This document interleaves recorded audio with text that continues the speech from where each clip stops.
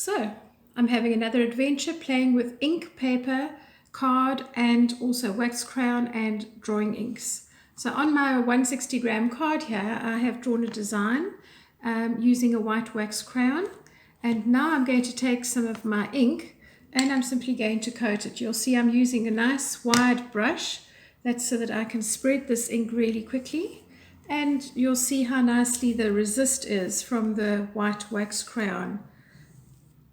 Beautiful, beautiful. If you don't have inks that you can use, you might find that you could mix up a dye if you've got a bottle of dye at home, or you could use some food coloring. It's just that the food coloring won't have quite as strong a color.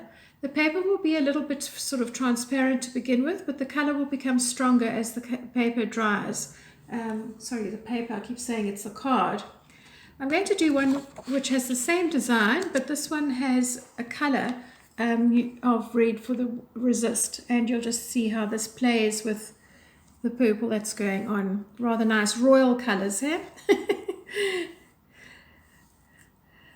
I don't know, sometimes you just need to have fun and play, and this is one of those activities where you don't need to think too hard. You can just actually have fun. Here's another design that I did earlier, a similar design, but just using green, and you can see how pretty that is.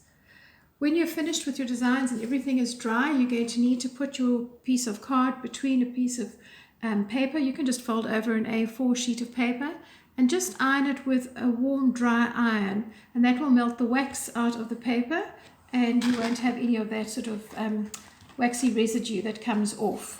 But if you're just doing fun, quick projects, it's fine. If it's anything that you need to have last, then maybe you just iron the wax out. So I hope you've enjoyed that. There are quite a lot of other paper techniques and ways to decorate papers on my playlist channel. So please have a look at those, and I will look forward to seeing you next time. Bye for now.